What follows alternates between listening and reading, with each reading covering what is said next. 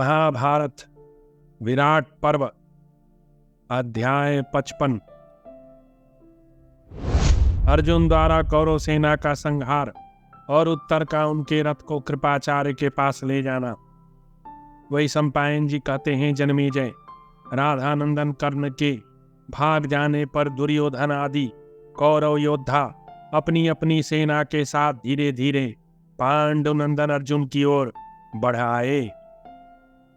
तब जैसे वेला तटभूमि महासागर के वेग को रोक लेती है, उसी प्रकार अर्जुन ने व्यूहरचना पूर्वक बाण वर्षा के साथ आती हुई अनेक भागों में विभक्त कौरव सेना के बढ़ाव को रोक दिया।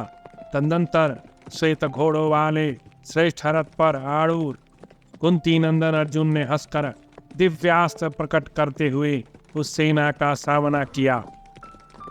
जैसे सूर्यदेव अपनी अनंत किरणों द्वारा समूची पृथ्वी को आच्छादित कर लेते हैं, उसी प्रकार अर्जुन ने गांडीव धनुष से छूटे हुए असंख्य बाणों द्वारा दसों दिशाओं को ढक दिया। महारथों, घोड़ों, हाथियों तथा उनके सवारों के अंगों और कवचों में 2 अंगुल भी ऐसा स्थान नहीं बचा था जो अर्जुन के तीर बाणों से बिध न गया हो। अर्जुन के दिव्यास्त्रों का प्रयोग, घोड़ों की शिक्षा, रथ संचालन की कला में उत्तर का कौशल तथा पार्थ के अस्त्र चलाने का क्रम, इन सब के कारण तथा उनका पराक्रम और अत्यंत फुर्ती देखकर शत्रु भी उनकी प्रशंसा करने लगे। अर्जुन समस्त प्रजा का संहार करने वाली प्रलयकालीन अग्नि के समान शत्रुओं को भस्म कर रहे थे। वे मानो जलती आग हो रहे हों। शत्रु उनकी ओर आंख उठाकर देख भी नहीं पाते थे। अर्जुन के बाणों से आच्छादित हुई कौरव सेना इस प्रकार सुशोभित हुई मानो पर्वत के निकट नवीन मेघों की घटा सूर्य की किरणों से व्याप्त हो गई हो। भारत, उस समय कुंती पुत्र अर्जुन के बाणों से घायल हो लहूलुहान हुए कौरव सैनिक बहुतेरे लाल फूलों से आच्छादित अशोक वन की समान शोभा पा रहे थे। अर्जुन के बाणों से छिन्न भिन्न हो हार से टूटकर बिखरे हुए स्वर्ण चंपा के सूखे फूल, छत्र और पताकाओं आदि को वायु कुछ देर तक आकाश में ही धारण किए रहती थी। बाणों के जाल पर रुक जाने से वे जल्दी नीचे नहीं गिरते थे। अर्जुन ने जिनके जुए काट दिए थे, वे शत्रु दल के घोड़े अपनी सेना की घबराहट से स्वयं ही व्यग्र हो उठे और जुए का एक एक टुकड़ा अपने साथ ले सब और भागने लगे। अब अर्जुन युद्ध भूमि में गजराजों के कान, कक्ष, दांत, निचले ओठ तथा अन्य मर्म स्थानों में बाण मारकर उन्हें धराशायी करने लगे। एक ही क्षण में प्राणहीन हुए कौरव सेना के आगे चलने वाले गजराजों की लाशों से वहां की भूमि पट गई एवं मेघों की घटा से आच्छादित आकाश की भ्रांति प्रतीत होने लगा।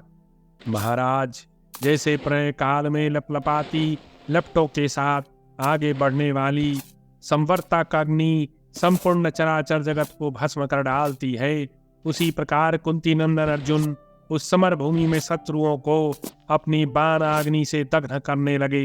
तदनंतर शत्रुओं का मान मर्दन करने वाले बलवान अर्जुन ने अपने संपूर्ण अस्त्र शस्त्रों के तेज से, धनुष की टंकार से, ध्वजा में निवास करने वाले मानवेतर भूतों के भयंकर कोलाहल से, अत्यंत भैरव गर्जना करने वाले वानर के प्रभाव से तथा भीषण नाद करने वाले शंख से भी दुर्योधन की उस सेना में भारी भय उत्पन्न कर दिया। शत्रुओं की रथ शक्ति को तो अर्जुन पहले से ही धरती पर सुला चुके थे, फिर असमर्थों का वध करना अनुचित साहस मानकर वे एक बार वहां से हट गए, परंतु उन सैनिकों को युद्ध के लिए उद्यत देख फिर उनके पास आ गए। अर्जुन के धनुष से छूटे हुए अत्यंत तीखी धार वाले बाण समूह मानो रक्त पीने वाले आकाशचारी पक्षी थे। उनके द्वारा उन्होंने संपूर्ण आकाश को ढक दिया। राजन, जैसे प्रचंड तेज वाले सूर्यदेव की किरणें एक पात्र में नहीं अट सकती, उसी प्रकार उस समय संपूर्ण दिशाओं में फैले हुए अर्जुन के असंख्य बाण आकाश में समा नहीं पाते थे। शत्रु सैनिक अर्जुन का रथ निकट आने पर उसे एक ही बार पहचान पाते थे, दोबारा इसके लिए उन्हें अवसर नहीं मिलता था, क्योंकि पास आते ही अर्जुन उन्हें घोड़ों सहित इस लोक से परलोक भेज देते थे। अर्जुन के वे बाण जिस प्रकार शत्रुओं के शरीर में अटकते नहीं थे, उन्हें छेद कर पार निकल जाते थे, उसी प्रकार उनका रथ भी उस समय शत्रु सेना में कहीं नहीं रुकता था, उनको चीरता हुआ आगे बढ़ जाता था। जैसे अनंत फनों वाले नागराज शेष महासागर में क्रीड़ा करते हुए उसे मथ डालते हैं, उसी प्रकार अर्जुन ने अनायास ही शत्रु सेना में घूम घूम कर भारी हलचल पैदा कर दी। जब अर्जुन बाण चलाते थे उस समय समस्त प्राणी सदा उनके गांडीव धनुष की बड़े जोर से होने वाली अद्भुत टंकार सुनते थे। वैसी टंकार ध्वनि पहले किसी ने कभी नहीं सुनी थी। उसके सामने दूसरे सभी प्रकार के शब्द दब जाते थे। उस युद्ध भूमि में खड़े हुए हाथियों के संपूर्ण अंग बहुत थोड़ी थोड़ी दूर पर बाणों से छिद गए थे। इस कारण वे सूर्य की किरणों से आवृत्ता मेघों की घटा के समान दिखाई देते थे। अर्जुन सब दिशाओं में बार बार घूमते हुए दाएं बाएं बाण चला रहे थे, इसलिए युद्ध में अराग चक्र की भांति उनका मंडलाकार धनुष सदा दृष्टिगोचर होता रहता था। जैसे आंखें रूपहीन पदार्थों पर कभी नहीं पड़ती, उसी प्रकार गांडीवधारी अर्जुन के बाण उन व्यक्तियों पर नहीं पड़ते थे जो उनके बाणों के लक्ष्य नहीं थे, अर्थात जिन्हें वे अपने बाणों का निशाना नहीं बनाना चाहते थे। जैसे वन में एक साथ चलते हुए सहस्रों हाथियों के पदचिन्हों से बहुत साफ और चौड़ा रास्ता बन जाता है, उसी प्रकार किरीटधारी अर्जुन के रथ का मार्ग भी उनकी बाण वर्षा से साफ हो जाता था। अर्जुन के बाणों से घायल हुए शत्रु ऐसा समझते थे कि निश्चय ही अर्जुन की विजय की अभिलाषा रखने के कारण साक्षात इंद्र संपूर्ण देवताओं के साथ आकर हमें मार रहे हैं। उस समर भूमि में असंख्य शत्रुओं का संहार करते हुए पार्थ की ओर देखकर लोग यह मानने लगे कि अर्जुन के रूप में साक्षात काल ही आकर सबका संहार कर रहा है। कौरव योद्धाओं के शरीर कुंती नंदन अर्जुन के बाणों से घायल होकर छिन्न भिन्न हो गए थे। वे पार्थ के बाणों से मरे हुए की भांति पड़े थे, क्योंकि पार्थ के इस अद्भुत पराक्रम की उन्हीं से उपमा दी जा सकती है। वे धान की बाल के समान शत्रुओं के सिर क्रमशः काटते जाते थे। अर्जुन के भय से कौरव की सारी शक्ति नष्ट हो गई थी। अर्जुन के शत्रु रूपी वन अर्जुन रूपी वायु से ही छिन्न भिन्न हो लाल धाराएं रक्त बहाकर पृथ्वी को लाल करने लगे। वायु द्वारा उड़ाई गई रक्त से सनी धूल के संसर्ग से आकाश में सूर्य की किरणें भी अधिक लाल हो गईं। जैसे संध्या काल में पश्चिम का आकाश लाल हो जाता है, उसी प्रकार उस समय सूर्य सहित आकाश लाल रंग का हो गया। संध्या काल में तो सूर्य अस्ताचल पर पहुंचकर पर संताप कर्म से निवृत्त हो जाते हैं, परंतु पांडुनंदन अर्जुन शत्रु पीड़न रूपी कर्म से निवृत्त नहीं हुए। अचिंत्य मन बुद्धि वाले सूरवीर अर्जुन ने रणभूमि में पुरुषार्थ दिखाने के लिए डटे हुए उन सभी धनुषधारियों पर अपने दिव्यास्त्रों द्वारा आक्रमण किया। उन्होंने द्रोणाचार्य को 73, दुसह को 10, अश्वत्थामा को 8, दुशासन को 12, श्रद्धान के पुत्र कृपाचार्य को 3, शांतनुनंदन भीष्म को 60 तथा राजा दुर्योधन को 100 क्षुरप नाम वाले बाणों से घायल किया। तत्पश्चात शत्रुवीरों का हनन करने वाले अर्जुन ने कर्ण के कान में एक कर्णी नामक बाण मारकर उसे बीध डाला। फिर उसके घोड़े सारथी को भी यमलोक भेज दिया। इस प्रकार संपूर्ण अस्त्रों के ज्ञाता महाधनुर्धर सुप्रसिद्ध कर्ण के घायल हो जाने तथा उसके घोड़े सारथी एवं रथ के नष्ट हो जाने पर सारी सेना में भगदड़ मच गई। विराट कुमार उत्तम ने कौरव सेना को भागती और कुंती पुत्र अर्जुन को पुनः युद्ध के लिए डटा हुआ देखकर उनका अभिप्राय समझकर यूं कहा। विराट बोला, शिष्णों, मुझ सारथी के साथ इस समय सुंदर रथ पर बैठे हुए आप अब किस सेना की ओर जाना चाहते हैं? आप जहां के लिए आज्ञा दें वही आपके साथ चलूं। अर्जुन बोले, उत्तर, जिनके लाल लाल घोड़े हैं, जिन शुभ स्वरूप महापुरुष को तुम बाघंबर पहने देख रहे हो, जो अपने रथ पर नीले रंग की पताका फहरा कर बैठे हैं, वे कृपाचार्य जी हैं और वही यह उनकी श्रेष्ठ सेना है। मुझे इसी सेना के पास ले चलो। मैं इस दृढ़ धनुष वाले कृपाचार्य जी को शीघ्र अस्त्र चलाने की कला दिखाऊंगा। जिनकी ध्वजा में सुंदर स्वर्णमय कमंडलु सुशोभित है, वे संपूर्ण शस्त्रधारियों में श्रेष्ठाचार्य द्रोण हैं। ये मेरे तथा अन्य सब शास्त्रधारियों के माननीय हैं। तुम इन परम प्रसन्न महावीर आचार्य पाद की रथ द्वारा प्रदक्षिणा करो। तुम इसी समय इन्हें आदर दो और युद्ध के लिए उद्यत हो, रथ पर बैठे रहो। यह सनातन धर्म है। यदि आचार्य द्रोण पहले मेरे शरीर पर प्रहार करेंगे, तब मैं उनके ऊपर भी बाणों द्वारा आघात करूंगा। ऐसा करने पर इन्हें क्रोध नहीं होगा। इनके पास ही जिनकी ध्वजा के अग्रभाग में धनुष चिन्ह दिखाई देता है, ये आचार्य के ही योग्य पुत्र महारथी अश्वत्थामा है। ये भी मेरे तथा संपूर्ण शस्त्रधारियों के लिए माननीय है। अतः इनके रथ के समीप जाकर भी तुम बार बार लौट आना।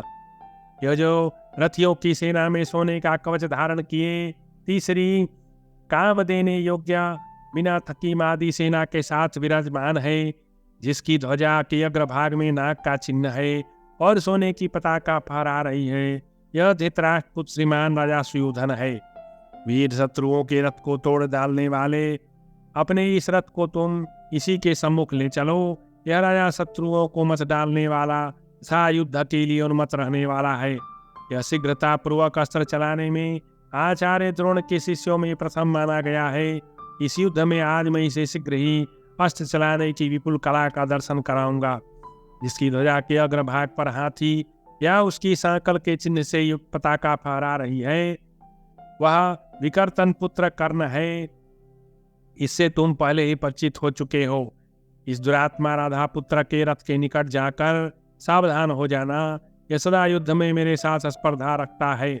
जो नीले रंग की 5 तारों के चिन्हों से सुशोभित पताका वाले रथ पर बैठे हैं, जिनका धनुष विशाल है, जिन्होंने हाथों में 10 दाने पहन रखे हैं, जिनका वह तारों और सूर्यों के चिन्हों से विचित्र शोभा धारण करने वाला ध्वजा फहरा रहा है, जिनके मस्तक पर श्वेत रंग का उज्ज्वल छत्र सुशोभित है, जो नाना प्रकार की ध्वजा पताकाओं से उपलक्षित रथियों की विशाल सेना के अग्रभाग में बादलों के आगे सूर्य की भांति प्रकाशित है, जिनके शरीर पर चंद्रमा और सूर्य के समान चमकीला सोने का कवच और स्वर्णमय शिरस्त्राण दिखाई देता है।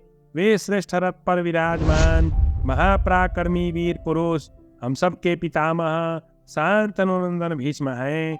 वे राज्य लक्ष्मी से संपन्न होकर भी दुर्योधन के अधीन हो रहे हैं, इसलिए मेरे मन को संतप्त किए देते हैं। इनके पास सबसे पीछे चलना, ये मेरे मार्ग में विघ्न कारक नहीं होंगे।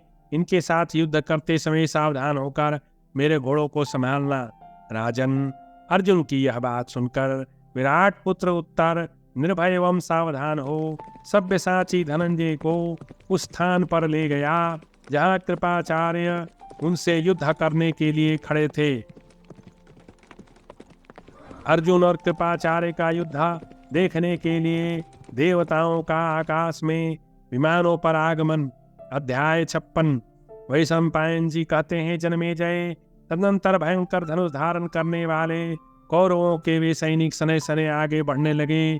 उस समय वे ऐसे दिखाई देते थे मानो ग्रीष्म के अंत एवं वर्षा के प्रारंभ में मंद वायु द्वारा प्रेरित मेघ धीरे धीरे आ रहे हों। घुड़सवार योद्धा समीप आकर खड़े हो गए। घोड़ों के साथ ही भयंकर हाथी भी आगे बढ़ाए।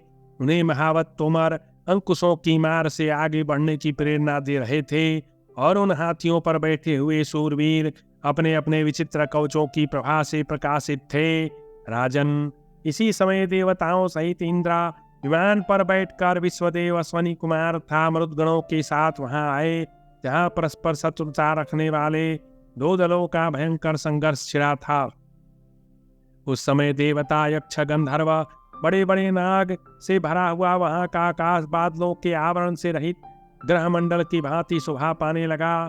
कृपाचार्य और अर्जुन के संग्राम में देवताओं के उन अस्त्रों की शक्ति का मनुष्यों पर प्रयोग करने वाले सूरवीरों के उस महाभयंकर युद्ध को अपनी आंखों देखने के लिए देवता लोग पृथक पृथक अपने विमानों पर बैठकर आए। उन विमानों में देवराज इंद्र का आकाशचारी विमान उस समय सबसे अधिक शोभा पा रहा था।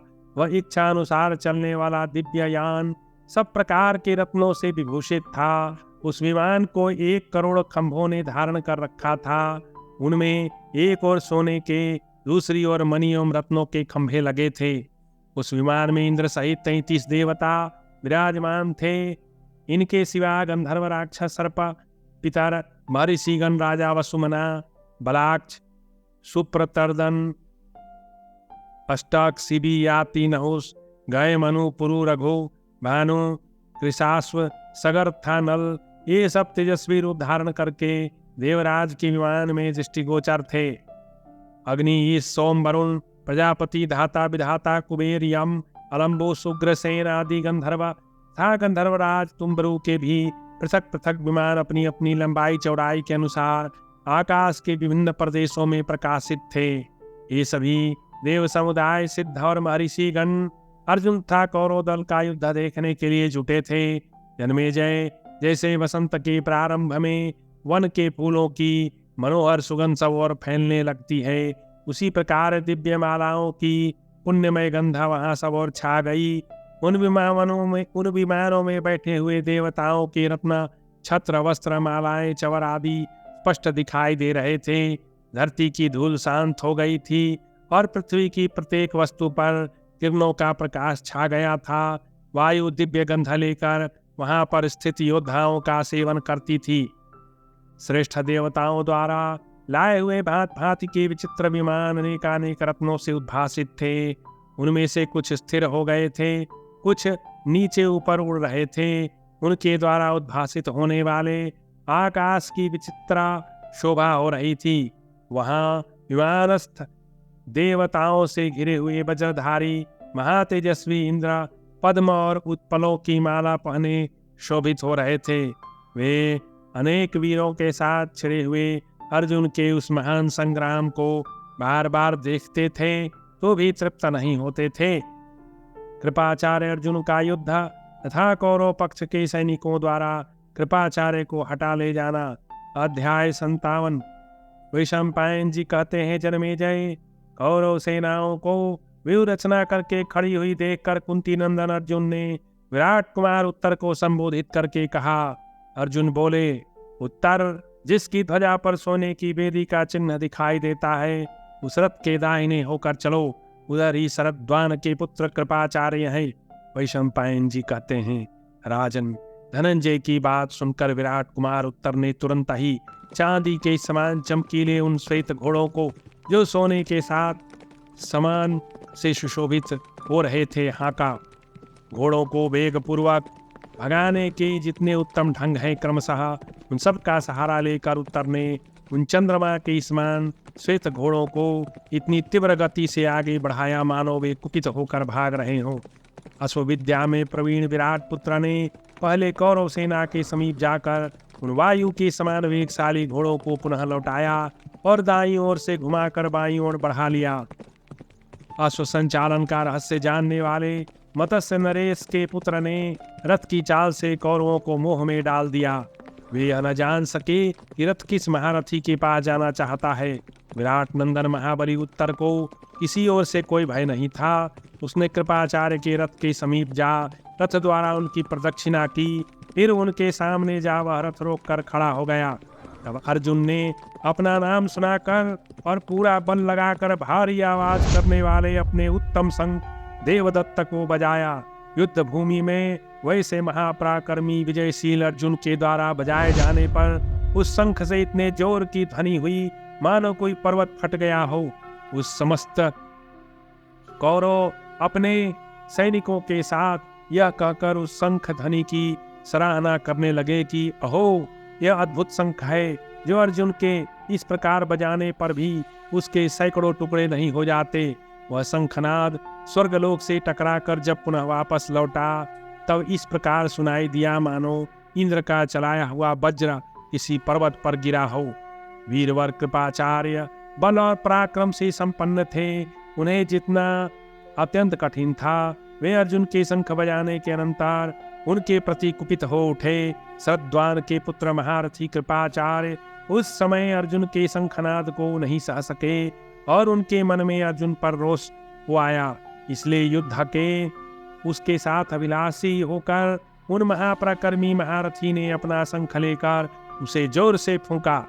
रथियों में श्रेष्ठ कृपाचार्य ने उस शंखनाद से तीनों लोकों को बुझाकर उस समय हाथ में धनुष ले लिया और उसकी प्रत्यंचा खींचकर टंकार ध्वनि की। वे दोनों महारथी बड़े पराक्रमी और सूर्य के समान तेजस्वी थे, अतः युद्ध करने के लिए खड़े हुए। ये दोनों वीर शरत काल के दो मेघों की भांति शोभा पाने लगे। तदनंतर कृपाचार्य ने मर्म स्थान को विदीर्ण कर देने वाले 10 तीखे बाणों द्वारा शत्रु वीरों के संहारक कुंती नंदन अर्जुन को तुरंत बीध डाला। तब अर्जुन ने भी अपने विश्वविख्यात उत्तम आयुध गांडीव को खींचकर बहुत से मर्म भेदी नाराज छोड़े, किंतु अर्जुन के द्वारा चलाए हुए उन रक्त पीने वाले नाराजों को अपने पास आने से पहले ही कृपाचार्य ने तीखे बाण मारकर उनके सैकड़ों टुकड़े कर डाले। तब सामर्थ्यशाली महारथी कुंती पुत्र अर्जुन ने क्रोध में भरकर बाण चलाने की विचित्र पद्धतियों का प्रदर्शन करते हुए बाणों की झड़ी लगाकर संपूर्ण दिशा विदिशाओं को ढक दिया और आकाश को सब ओर से एकमात्र अंधकार में निमग्न कर दिया। नूतर अचिंत मन बुद्धि वाले प्रथापुत्र अर्जुन ने सैकड़ों बाण मारकर कृपाचार्य को ढक दिया। आग की लपटों के समान जलाने वाले उन तीखे बाणों से पीड़ित होने पर कृपाचार्य का क्रोध बढ़ गया। तब उन्होंने अनुपम महापराक्रमी महात्मा प्रथापुत्र को युद्ध में तुरंत ही 10,000 बाणों से पीड़ित करके बड़े जोर से गर्जना की। तब वीर अर्जुन ने गांडीव धनुष से छूटे हुए झुकी हुई गांठ और सुनहरे परवाग्र फल वाले 4 बाणों द्वारा बड़ी उतावली के साथ कृपाचार्य के 4 घोड़ों को बीध डाला। वे चारों बाण बड़े तीखे थे। विषाग्नि से जलते हुए सर्पों की भांति उन तेज बाणों की मार खाकर वे सभी घोड़े सहसा उछल पड़े। इससे कृपाचार्य अपने स्थान से गिर गए। कृपाचार्य को स्थान से गिरा देख शत्रु वीरों का नाश करने वाले कुरुनंदन अर्जुन ने उनके गौरव की रक्षा करते हुए उन पर बाणों से आघात नहीं किया, किंतु कृपाचार्य ने पुनः अपना स्थान ग्रहण कर लेने पर तुरंत ही सफेद चील के पंखों से युद्ध युक्त 10 बाणों का प्रहार करके सब्यसाची अर्जुन को बीध डाला। तब अर्जुन ने एक तीखे भल्ल नामक बाण द्वारा कृपाचार्य का धनुष काट डाला, पुनः उनके दस्ताने काट दिए। इसके बाद पार्थ ने मर्म भेदी तीखे बाणों द्वारा उनके कवच को छिन्न भिन्न कर दिया, किंतु उनके शरीर को तनिक भी कष्ट नहीं पहुंचाया। कवच से मुक्त होने पर कृपाचार्य का शरीर इस प्रकार सुशोभित हुआ मानो समय पर केंचुल छूटने के बाद सर्प का शरीर सुशोभित हो रहा हो। अर्जुन द्वारा धनुष काट दिए जाने पर कृपा ने दूसरा धनुष लेकर उस पर प्रत्यंचा चढ़ा ली।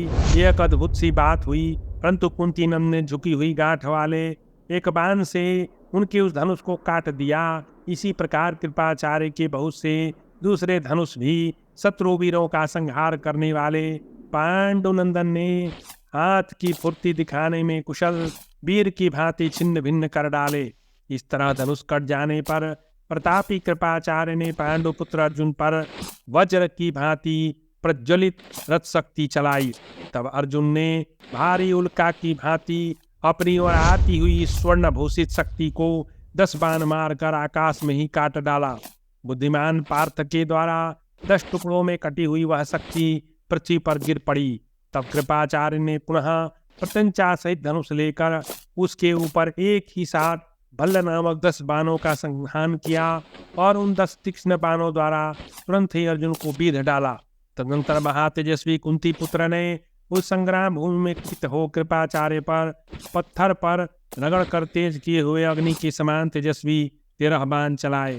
एक बाण से उनके रथ का जुआ काटकर 4 बाण से घोड़ों में मार डाले और 6ठे बाण से रथ के सारथी का सिर धड़ से अलग कर दिया। फिर उन महारथी अर्जुन ने 3 बाण से रथ के तीनों बेनु, 2 से रथ का धुरा, 12वें भल्ल नामक बाण से उनके रथ की ध्वजा को भी उस समय रणभूमि में काट गिराया। इसके बाद इंद्र के समान पराक्रमी फाल्गुन ने फंसते हुए से वज्र सदृश 13वें बाण द्वारा कृपाचार्य की छाती में चोट पहुंचाई।